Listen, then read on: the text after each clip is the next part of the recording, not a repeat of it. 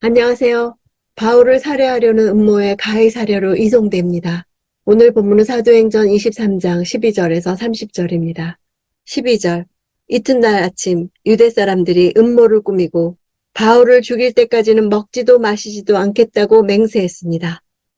맹세하다는 그들 스스로를 하나님의 심판 아래 두어도 좋다는 저주를 의미합니다. 이들이 실제 바울을 죽이기 전까지 먹지도 마시지도 않았던 것은 아닙니다.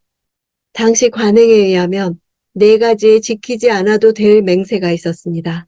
선동에 의한 맹세와 과장된 맹세, 잘못된 맹세와 억압 때문에 이루어질 수 없는 맹세는 지키지 않아도 되는 맹세로 규정했습니다. 16절. 그런데 바울의 조카가 이 음모에 대해 듣고 병영으로 들어가서 바울에게 말해 주었습니다. 바울의 가족 관계에 대해서 성경에 유일하게 언급된 부분입니다. 바울이 그리스도교로 개종하자마자 가족은 그와의 인연을 끊었을 것이고 그에게 응당 돌아올 상속권이 상실되었을 것입니다. 바울 집안이 대대로 바리새파였으므로 바울의 누이도 당시 통례에 따라 바리새인과 결혼했을 것으로 가정합니다. 그 남편이 예루살렘 사람이었다면 누이도 예루살렘에 거주했을 것입니다. 바울이 당시 예루살렘의 저명한 랍비였던 가말리엘 문화에서 공부할 때 누이의 집에서 기거했을 가능성이 크다고 볼 수 있습니다.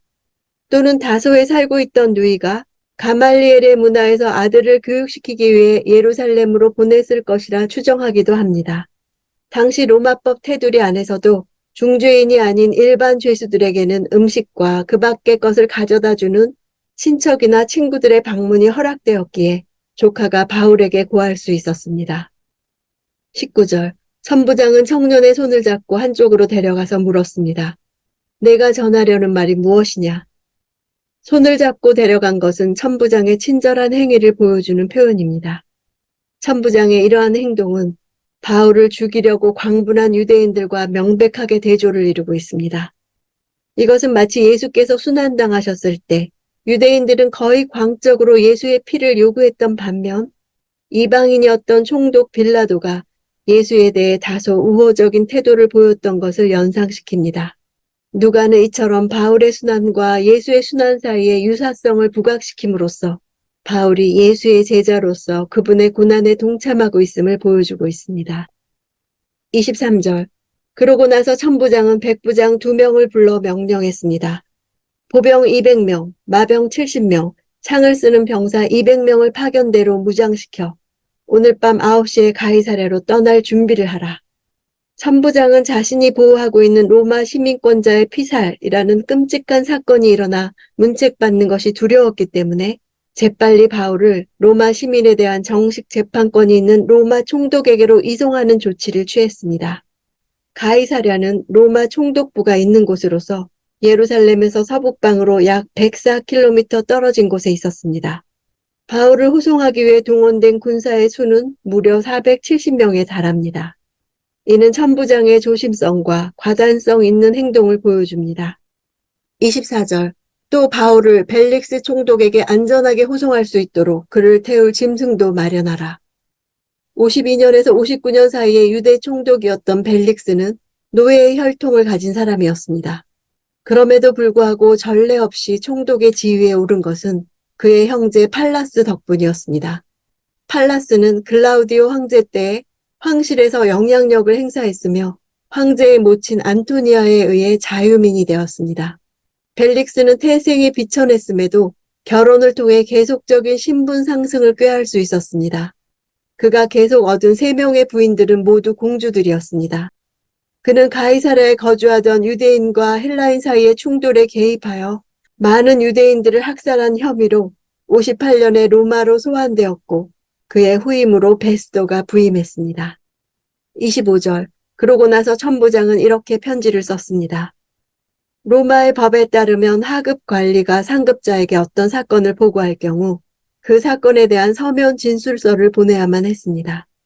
즉, 이 편지는 글라우디오가 그의 상급자 벨릭스 총독에게 보내는 피의자에 대한 서면 진술서였습니다. 누가가 천부장이 총독에게 보낸 진술서의 내용을 알 수 있었던 것은 아마 법정에서 이 편지의 내용이 낭송되었기 때문일 것입니다. 26절. 글라우디오 루시아가 벨릭스 총독 각하께 문안드립니다. 글라우디오는 로마식 이름이고 루시아는 헬라식 이름입니다.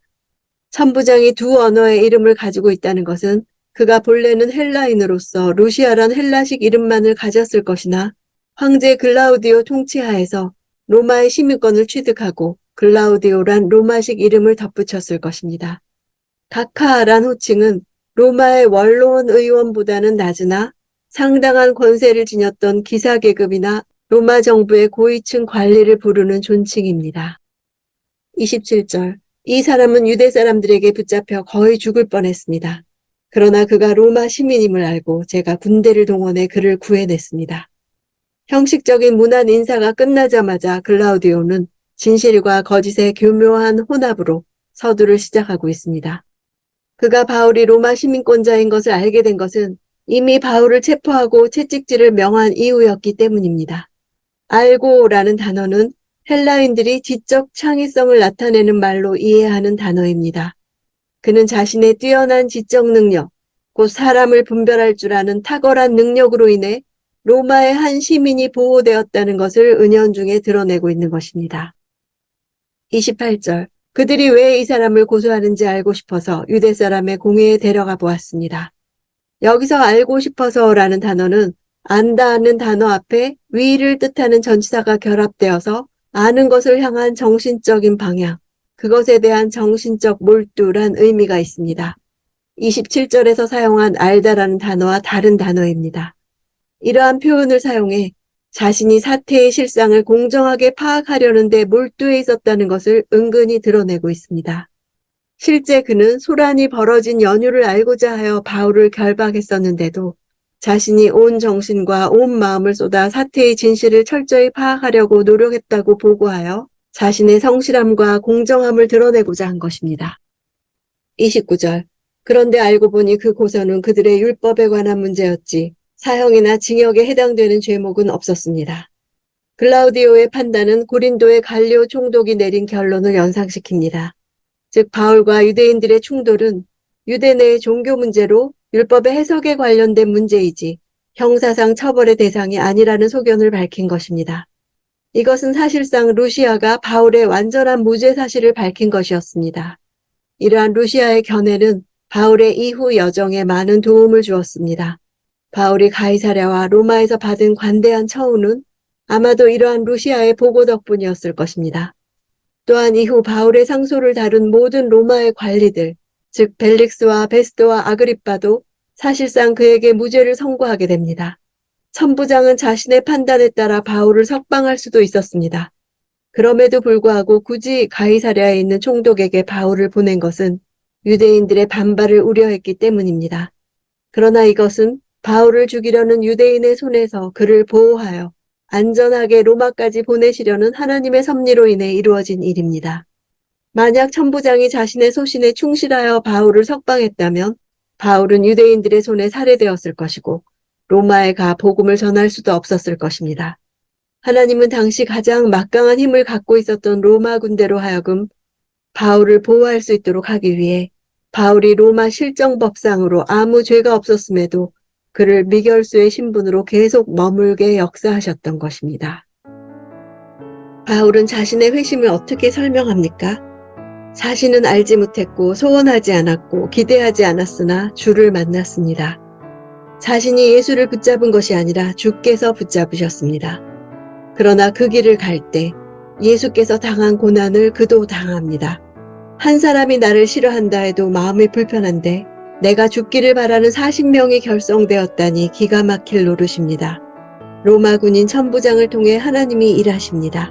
이름도 알려지지 않은 조카가 나타나 죽을 길을 피하게 하십니다. 바울이 자신을 위해 아무것도 할 수 없을 때 로마 군대가 동원되어 로마로 가는 길을 열어줍니다.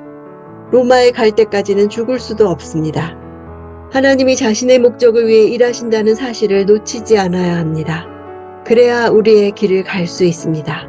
낙심하지 않고 분노하지 않고 후회하지 않으며 한숨 짓지 않게 됩니다. 예수 믿는다는 것은 하나님의 일하심을 믿는 것입니다. 부활하신 예수님을 믿는 길은 어렵습니다. 사람들이 이해 못할 수도 있고 멸시할 수도 있습니다. 보이는 증거와 보이는 결과를 언제 주실지 알 수 없습니다. 떠밀리고 오해받고 그 속에서 마음 지켜내는 순종과 인내를 구합니다. 마침내 하나님이 하시는 일을 볼 것입니다.